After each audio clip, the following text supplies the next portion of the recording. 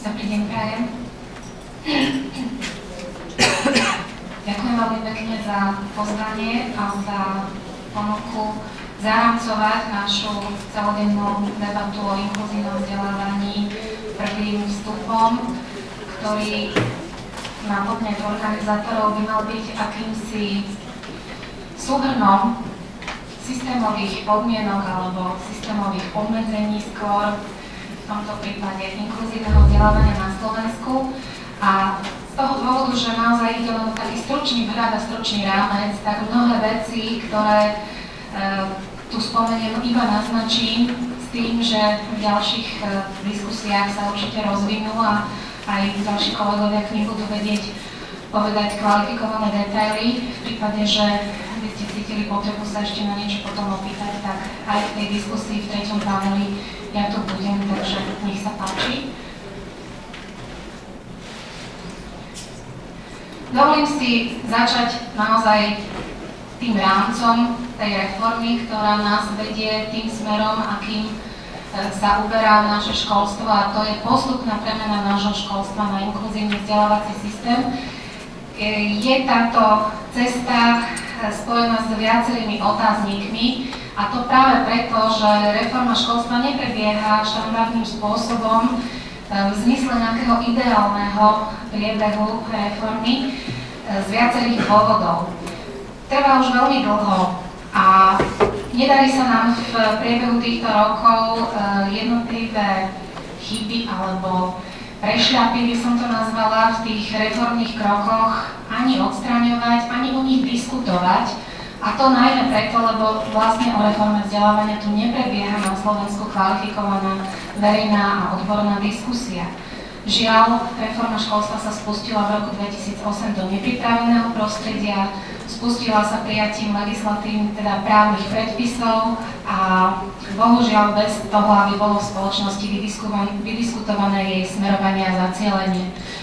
Takže absentuje aj racionálny strategický koncept, ako tá reforma má prebiehať. To znamená jednotlivé kroky v časovom horizonte, ktoré by na seba nadväzovali, ktoré by vytvárali nejaký synergický efekt, ktoré by boli zmysluplné a smerovali by k nejakému vopred stanovenému a celospoločensky dohodnutému cieľu. Tak sa stáva, že sa navrhujú zmeny aj na úrovni rezortu alebo aj na iných úrovniach, ktoré riešia iba čiastkové problémy vzdelávacieho systému a neriešia ho ako celok, neriešia jeho premenu na nový model, ale sa zaoberajú nejakými čiastkovými zmenami v jednotlivých oblastiach. Tie čiastkové oblasti bohužiaľ sú potom riešené čiastkovými návrhmi, ktoré navzájom zase neladia. To znamená, keď si vezmeme oblasť financovania, tak sa tam urobí nejaká novela financovania, urobia sa nejaké zmeny, čo však nemusí ladiť zase s obsahovými zmenami alebo so zmenami v postavení učiteľov a podobne. Takže žiaľ Bohu, je to vlastne taký chaotický proces, kde ideme 2 kroky späť, 3 kroky vzad, ako kedy. Bohužiaľ, tie jednotlivé opatrenia sú navzájom často nekompatibilné, takže naozaj sa dá povedať, že nás ten proces neposúva, síce pomaly, keby sme aspoň mohli povedať, že on je pomalý a mohol by byť rýchlejší, ale on de facto je chaotický a nevieme, kam nás posúva, kam smeruje, nás neposúva k nejakému spoločnému cieľu. A stáva sa to aj preto, pretože od počiatku tohto reformného procesu sa rezignovalo na rôznych úrovniach, najmä na štátnej a vládnej úrovni, na procesy spätnej väzby a následných korekcií. To znamená, ten reformný proces sa prakticky nijako v našej krajine nevyhodnocuje a preto sa nemôžu prijať ani opatrenia na jeho korekcie.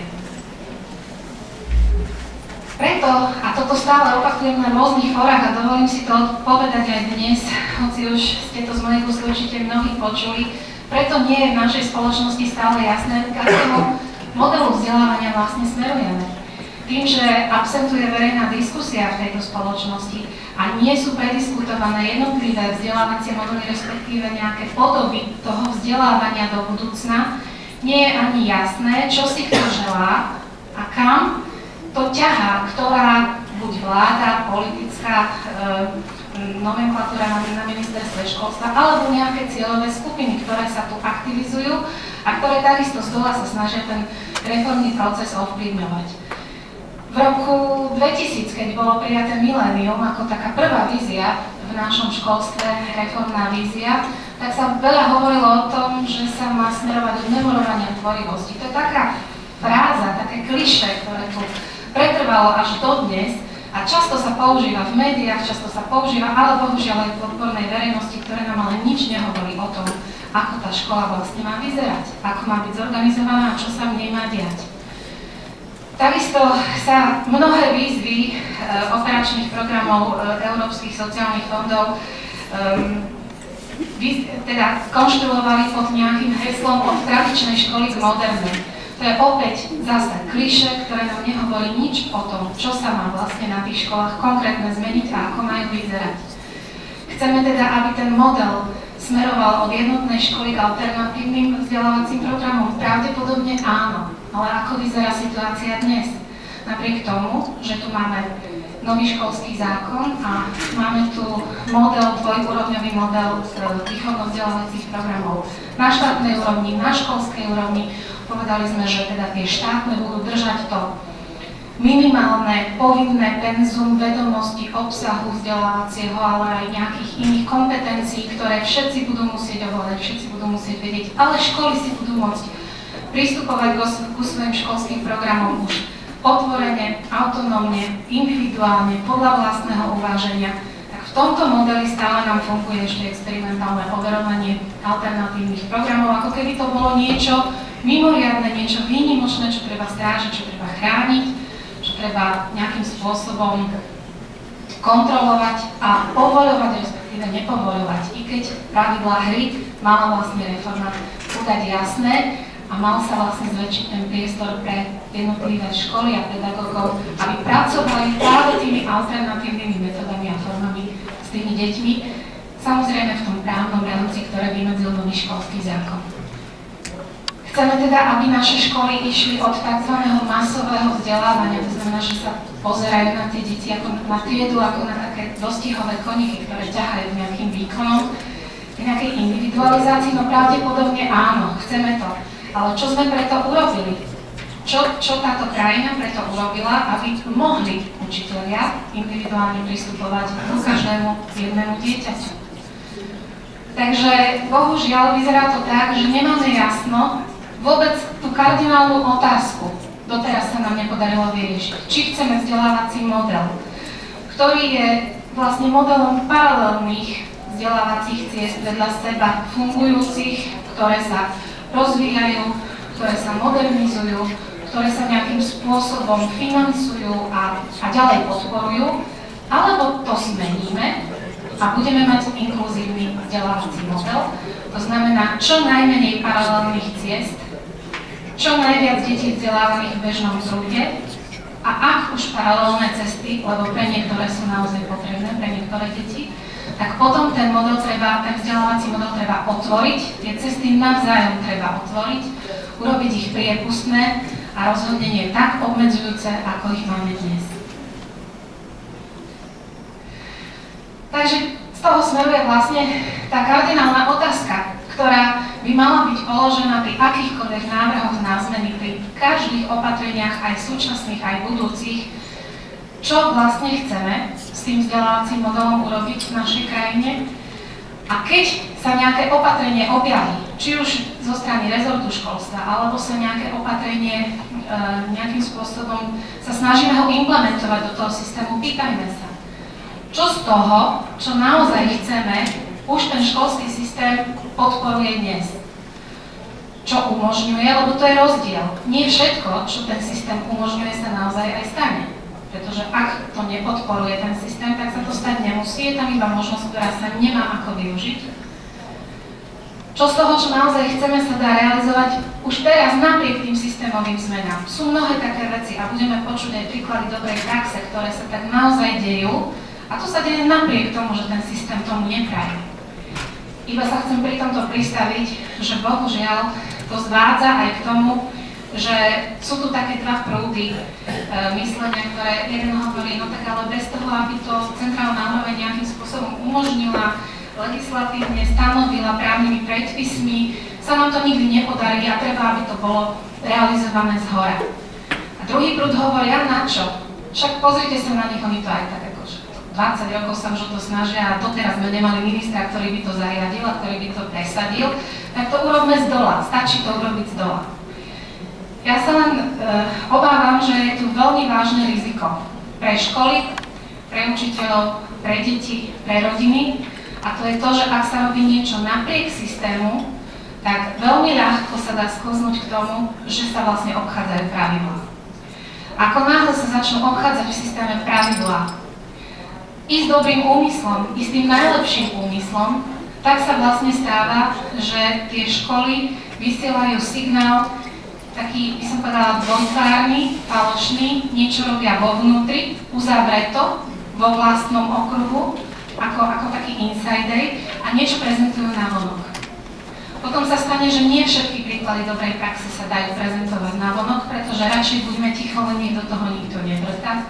Potom sa stane, že ak v takejto situácii nastanú nejaké problémy alebo konflikty, a oni nastanú, pretože to je bežná vec, v živote konflikty prichádzajú, riešia sa a odchádzajú a znova prichádzajú ďalšie, tak v takomto prostredí, kde sa obchádzajú pravidlá, respektíve sa s dobrým úmyslom deje niečo iné, nemajú ľudia ochranu, nie sú chránení ani učitelia, ani rodičia, ani deti a nevedia sa tie problémy riešiť. A potom sa stane, že vo svojej podstate ten tlak na zmenu sa oslabuje.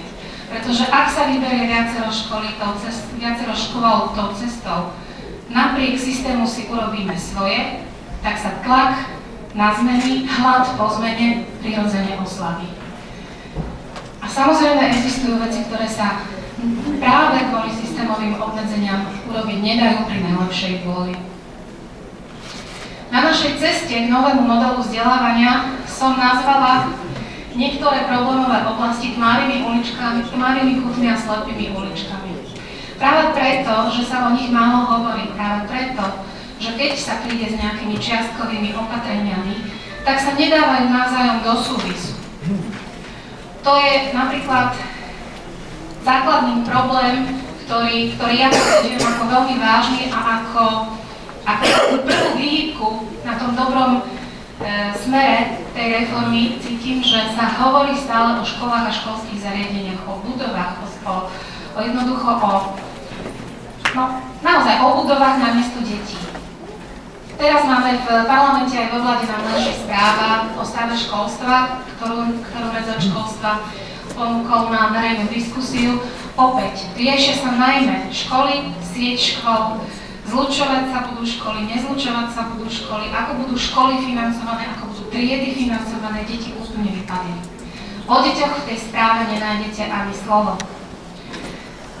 Bohužiaľ, s týmto prístupom sa veľmi ťažko bude budovať inkluzívny vzdelávací model, ktorého podstatou je priniesť každému jednému dieťaťu to, čo potrebuje a ponúknuť mu podľa toho vzdelávaciu cestu. Vzdelávacie cesty sú pre deti stále uzavreté, systém im predurčuje životnú dráhu. Tam budeme počuť mnohé príklady toho, ako deti, ktoré sú vlastne posunuté na tie špeciálne školy, už nemôžu sa zúčastňovať ďalšieho vzdelávania, pretože sú pre ne predurčené ďalšie školy na strednej úrovni a niekde majú ten strop, na ktorý narazia a nemôžu ísť ďalej. Ak aj dostanú druhú šancu, a to je pravdepodobne taká bežná odpoveď aj zo strany rezortu školstva, že veď ale oni môžu, lebo stačí, že do systému sa môžu vrátiť a môžu splniť nejaké predpoklady, tak bohužiaľ možnosti druhej šance sú obmedzené a sú veľmi komplikované. Práve pre takéto deti sú nedosiahnuteľné. Chýba identifikácia reálnych potrieb detí na lokálnej úrovni. To znamená, v danej lokalite, v ktorej žijú. My sme spustili v tejto krajine reformu školstva, ktorá je zameraná na školy. Bolo vytvorených nespočetne veľa programov na vzdelávanie učiteľov. Učitelia majú teraz tvoriť školské vzdelávacie programy. Na čo sa pozabudlo, bohužiaľ, tak to sú zriaďovatelia škôl. To je samospráva, to je miestna, mestská samospráva. To sú vlastne zastupiteľstvá, ktoré vedia o svojich obyvateľov toho najviac a pre nich by mali prinášať kvalitné verejné služby.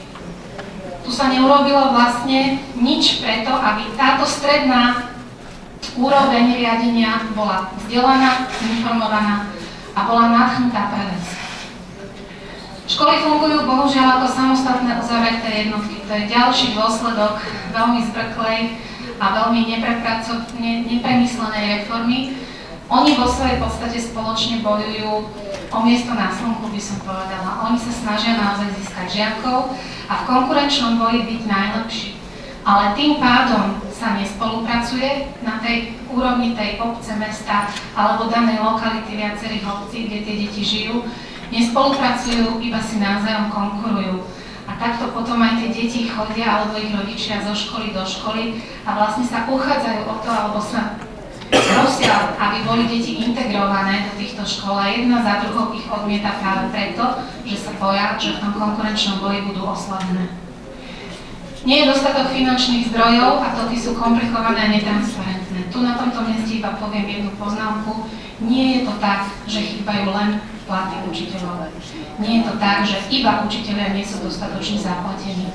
Tu sú hlboko podhodnotené normatívy, tu sú hlboko podhodnotené celé objemy financií, ktoré tečú vlastne až zhora cez samosprávy k školám.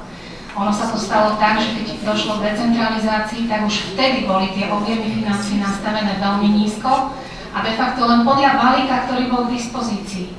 A nikdy sa nehľadelo na to, čo vlastne sa bude potrebovať v novom modeli vzdelávania, čo tie školy budú potrebovať, čo samosprávy, čo zriaďovatelia, čo učitelia a podľa toho teraz vlejme tie financie do systému. Nie, systém pracuje stále iba s tým objemom peňazí, ktorý v ňom kedysi bol. A samozrejme, že postupne sa to nejakým spôsobom mení podľa naozaj už potrieb, ale veľmi málo a veľmi mierne. Učitelia nie sú pripravení na rôznorodé potreby detí a nepodávajú maximálny výkon pri ich naplňaní. A teraz sa nemusíme rozprávať iba o rómskych deťoch a nemusíme sa rozprávať ani o integrovaných deťoch so špeciálnymi výchovno-vzdelávacími potrebami, ale o bežných deťoch v bežnej triede, kde je kopa dyslexikov, dysgrafikov, majú poruchy učenia. Jednoducho každé dieťa má svoj vlastný vzdelávací potenciál, ktorý by mal byť rozpoznaný a ktorý by mal byť určujúci pre to, ako s ním ten učiteľ pracuje. Učitelia to jednoducho nerobia, nevedia to robiť a ani nemajú čas a podmienky na to, aby to robili. Takže to sú tie podmienky, ktoré im to bohužiaľ znemožňujú, to sú učebnice, organizácia vyučovania, ktorá je dnes veľmi limitujúca. My nemôžeme deti dávať do skupín, my ich nemôžeme vyňať z triedy, my nemôžeme urobiť s nimi to, aby sa vzdelávali, keď treba aj mimo ten vyučovací rozvrh. Ako tam tie úväzky sú pevne stanovené, hodiny sú pevne stanovené. Počet pedagógov na to, aby sa trieda mohla deliť, nemohla deliť, je takisto pevne stanovený, takže veľmi je tá flexibilita podkopávaná. Posledná vec, ktorú spomeniem, poslednú to s celoplošným testovaním a zostavovaním rebríčkov kvalitných škôl považujem za veľmi nebezpečnú tému, ktorá sa v tejto krajine začala rozvíjať, ktorá vyslovene ako zdá sa v tejto chvíli, že ide naprieč jednotlivými oblastiami systému ako párny valec a je nezastaviteľná. A bohužiaľ sa schýľuje k tomu, že naozaj školy budú len na základe týchto certifikovaných testov hodnotené ako kvalitné alebo nekvalitné a nedaj Bože ešte sa bude aj podľa toho odvíjať financovanie. To nám rovnako k inkluzívnemu modelu nejako neprispieje. Nechcem byť len negativistická, predsa len sa udiali aj pozitívne veci, dobré veci v systéme. Áno, už bude. Dostala som pokyn, že mám byť rýchlejšia. Integrácia je už dnes umožnená. V rámci právnych predpisov, zákony, vyhlášky ju umožňujú, formálne sa podporuje v pedagogických organizačných pokynoch, metodikách a tak ďalej, ale bohužiaľ bez reálnych podporných mechanizmov na úrovni štátu a samosprávy. To znamená, nie je tu vôľa. Je to ponechané vyslovene na deťoch, na rodičoch a na školách. Musia sa nejakým spôsobom dohodnúť, aby sa integrovalo dieťa so špeciálnymi výchovno-vzdelávacími potrebami. Štát v podstate nedal možnosť integrácie ako pozitívnu povinnosť školám, ale školy môžu takéto deti odmietnúť a ich odmietajú, najmä teda zdravotne znevýhodnené deti, ktoré majú špeciálne výchovno-vzdelávacie potreby. Nevedia s nimi pracovať, integrácia zlyháva nielen po ľudskej, ale najmä po odbornej stránke. A bohužiaľ tieto deti zažívajú pocit odmietnutia namiesto prijatia. Chcem len podotknúť, budeme tu veľa počuť o rómskych deťoch. Skúsenosť je taká, a moja osobná, pretože teraz veľa chodím po školách a komunikujem s rodičmi, s učiteľmi práve o deťoch integrovaných so zdravotným znevýhodnením. Skúsenosť je taká, že segregované vzdelávanie nie je len rómskym problémom, nie je to len špecifikum rómskych detí. Bohužiaľ sú prípady, a také naozaj sú, keď je dieťa so zdravotným znevýhodnením vzdelávané v kabinete a nie je mu vlastne vôbec umožnené pracovať spoločne s kolektívom. To je reálna segregácia aj nerómskych detí. Potrebujeme mať viac informácií vo verejnosti, pretože verejnosť nerozumie tej téme inkluzívneho vzdelávania. Spája si ju len so sociálnou inklúziou, možno len s Rómami. Takže inkluzívne vzdelávanie je široká téma a verejnosť nie je dostatočne informovaná. Potrebujeme mať bezpečné právne prostredie, dostatok financií naliatých do systému, aby sa nám to mohlo podariť, pripravených učiteľov a samozrejme aj podporné siete pre učiteľov, detí a ich rodiny. To znamená, nielen školy sú v tom zaangažované a majú v tom byť zaangažované, ale celá lokálna komunita. To znamená aj poradenské centrá, servis, komunitné centrá, tí všetci, keď by sa robili lokálne stratégie vzdelávacích služieb pre tie konkrétne deti, tak by mali byť zapojení do tej práce na inklúzii detí. Posledná záverečná snaha nejakým spôsobom zosumarizovať, čo sa teda dá, lebo nechcem, aby to vyznelo pozitívne, negatívne, že sa v podstate nič nedá urobiť, dá sa urobiť veľa. Vidím, že je dôležité, vnímam to tak, zmieriť vlastne protirečenia paralelných svetov, som to nazvala. A to je ten ideálny svet maximalizácie výkonu, ktorý sa dnes stáva takým vzorom. Tam, to som hovorila aj o tých testovaniach, o tom, že každý rodič chce jednotkára, o tom, že teraz sú tie opatrenia v systéme také, že prospech závaží, prospech vás bude selektovať na vzdelávacie cesty a podobne. Svet dynamickej rôznorodosti, lebo to je reálny svet. Každý sme iný, každý sme rôzny sme. A individuálnych svetov plných prekážok. To sú tie svety, ktorí potrebujú nejaký príhovor, nejakého človeka alebo nejakú skupinu ľudí, ktorí ponesú ich problém a budú im pomáhať to riešiť. Treba diskutovať o benefitoch inkluzívneho vzdelávania, nielen o tom, že je to nejaké politikum, ale jednoducho to je reálna šanca spoločnosti, ako do budúcna si vytvoriť také prostredie, v ktorom všetci môžu byť úspešní. Neodchýľujme sa od základných princípov reformy školstva, to znamená, častokrát nás to vedie na ceste, tak nepodarila sa decentralizácia, nepodarilo sa financovanie, zriaďovateľe nevedia, čo s tým, no tak to nechajme, tak už to vráťme znova na štát a potom si to už nejakým spôsobom vyleštíme kľúčky na tom ministerstve, ako to tam zariadíme. To je cesta do pekla. Ako už nechceme zvrátiť ten reformný proces, ale zotrvajme v tom a opravujme to, čo sa dá. Podmienkou sú samozrejme finančné a ľudské zdroje, tak ich hľadajme. A hľadajme aj tie finančné a starajme sa o ne. A nedovolme mrhanie peňazí, ako poukazujeme na to, že peniazmi sa plýtva v systéme, peniaze sú, ale sa míňajú na úplne iné veci. A akceptujme, že ide o dlhodobý proces a tej práci nejako vytrvajme. Ďakujem veľmi pekne za pozornosť.